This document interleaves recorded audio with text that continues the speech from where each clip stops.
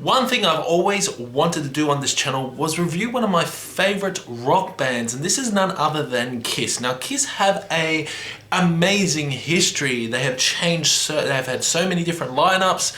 The history between Paul Stanley and Gene Simmons is legendary. There's so much history about Kiss. Like, Kiss was one of the first bands to get people into heavier music.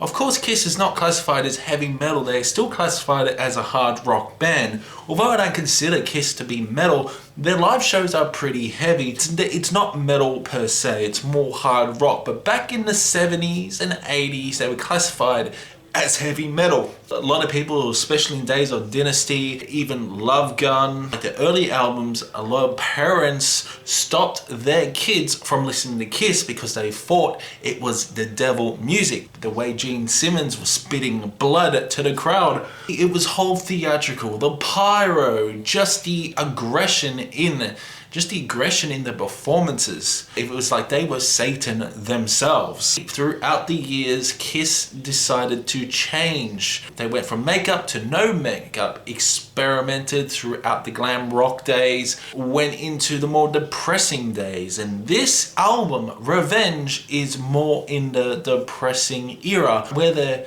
ex-drummer Eric Carr passed away before this album. Eric Carr passed away in 1991 due to heart failure, I believe, and he was basically part of the family of Kiss.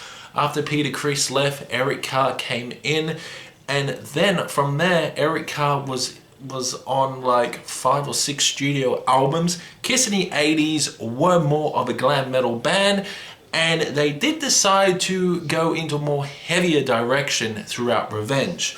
Revenge is easily, in my opinion, one of the best albums in the no makeup era.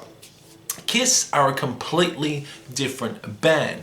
So after Revenge, there was Carnival of Souls, and then it was the reunion album, which was Psycho Circus. But today we're talking about Revenge. This album was released in 1992. We had Eric Singer, the replacement drummer for Eric Carr, who eventually became one of the band members in Kiss. We also had Bruce Kulick on guitar, Gene Simmons on vocals, bass guitar, and Paul Stanley on vocals and guitar. And also Eric Carr was featured on this album as well, but it was they recorded it as a jam on the last song.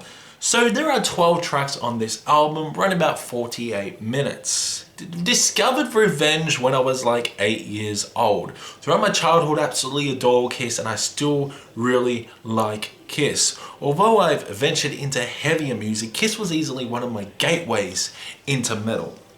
And this album is quite heavy for Kiss. So the overall production is very good on this. Do love the tone of the snare, along with the great guitar tone you are getting. That's much more heavier guitar tone by Bruce Kulick. Gene Simmons' vocals are very good on this. The overall vocal layering and the overall mix is a very good mix in terms of production. So overall, there are 12 tracks, and we're going by track. First up, it leads to Unholy. This is easily one of the Kiss's heaviest songs to date.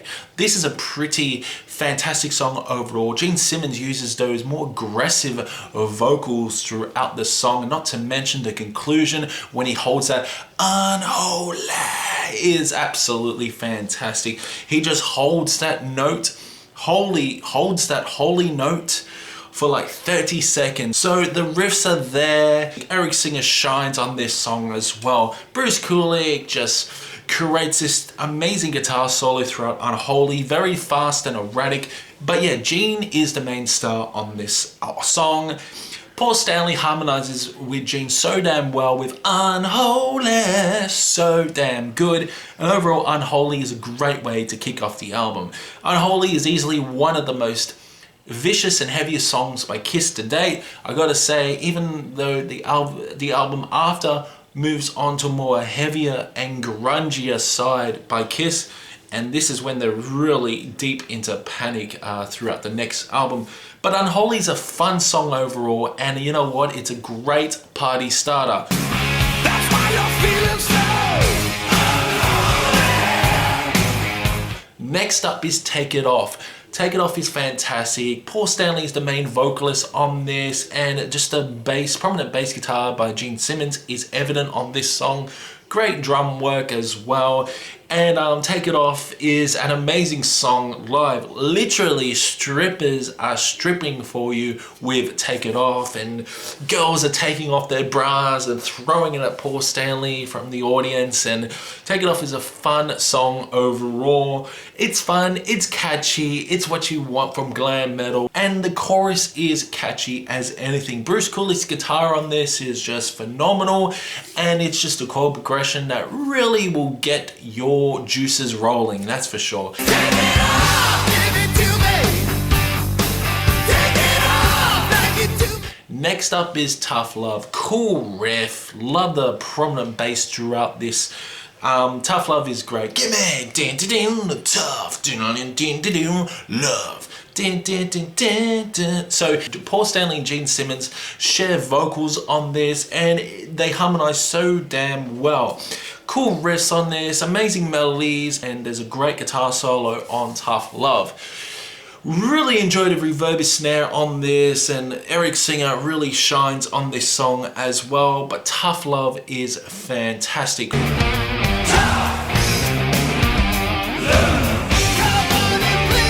Track 4 is Spit. Spit is such a fun song overall. It's got a really cool guitar groove, and it's a finely calibrated song with just so many elements of surprise.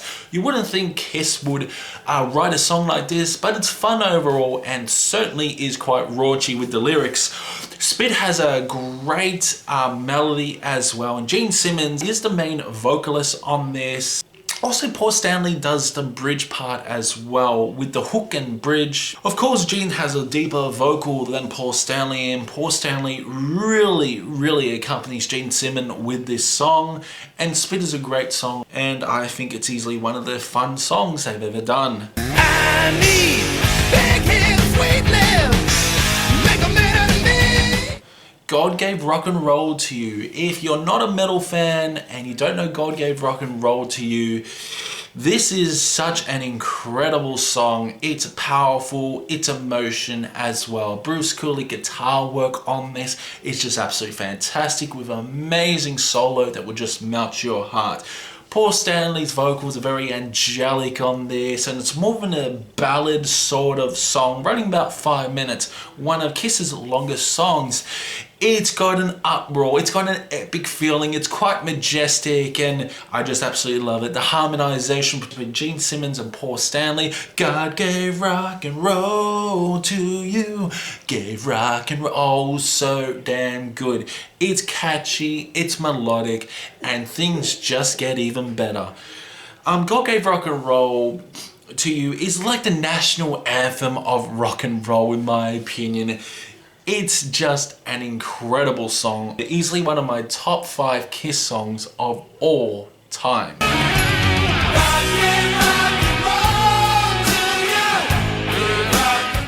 So it leads on to Domino. Now, Domino is a really awesome song. Love the riffs on it.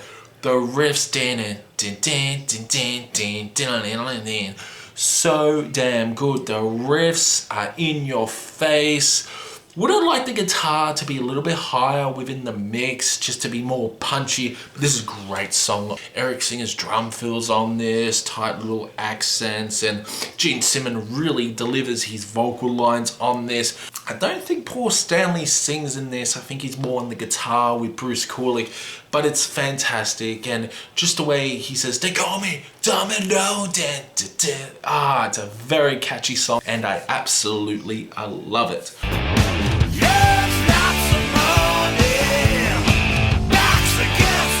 Heart of Chrome is next. It's a pretty emotional song, Paul Stanley standards, and it tells a lot of emotion within Paul Stanley's vocals. Just the chorus is so damn good. Good harmonization between the 4 members. Heart of Chrome is fantastic, very catchy as well. I think Paul Stanley's talking about his ex-wife on Heart of Chrome, of how vicious she was. But yeah, Heart of Chrome's a really good song. And yeah, I'm looking at all this track list and it's like there's not one weak song off this album. This is an incredibly underrated Kiss album. I know a lot of people are giving it love now, but this is an underrated Kiss album. This is when Kiss weren't in the mainstream. They were more in the underground scene. I wouldn't say underground, they were really well known back then, but they weren't in the mainstream. They didn't get in the top 5 charts, mainstream charts or anything, in the underlies of the underground.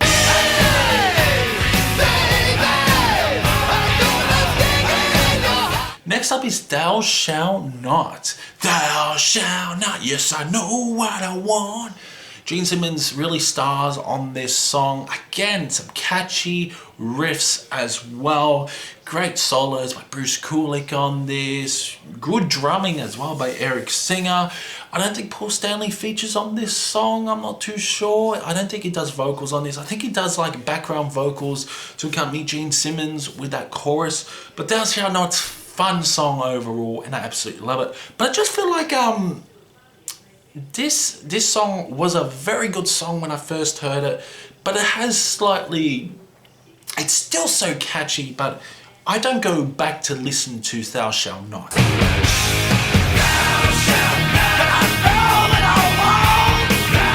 Paralyzed is a fun song overall, got a really cool riff to it. Again, I think this is the weakest song off the album in my opinion. It's still absolutely fantastic for what it is. Paralyzed just has a great beat to it. Riffs are there. Gene Simmons is the main vocalist on this song. And yeah, it's got a really good chorus, but I just feel that nothing really gravitates for me to listen to Paralyzed again. I checked out yesterday. Well, there's nothing left to say, but it's all.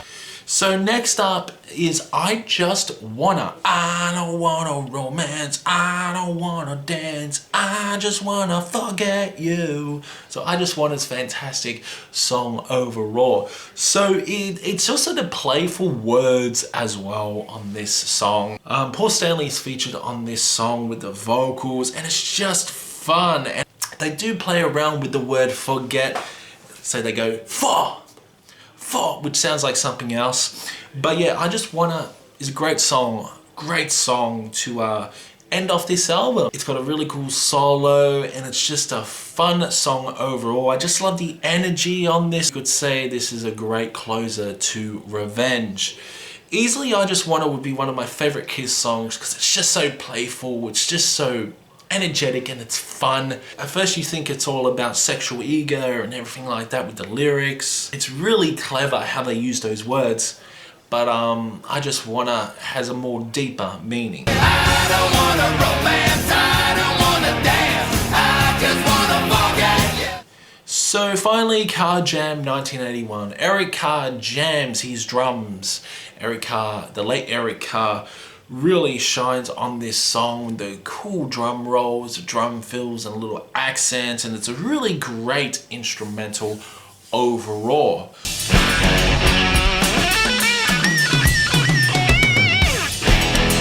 What a great album Revenge was.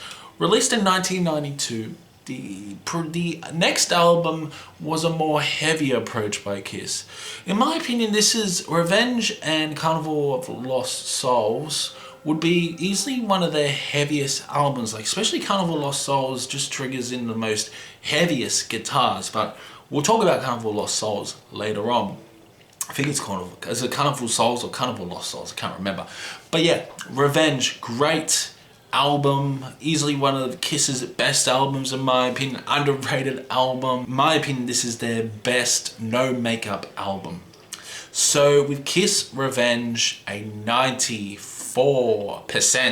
Gets a 94%. I absolutely adore this album. It's fun, it's energetic, it does have elements of metal in it, such as Unholy, Dominoes also, and even Tough Love, which has a cool, gritty riff.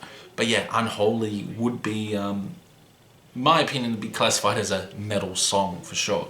So yeah, that's it for Kiss Revenge album review. Hope you guys did enjoy it. Let me know what you thought about this album, and I will see you in the next one.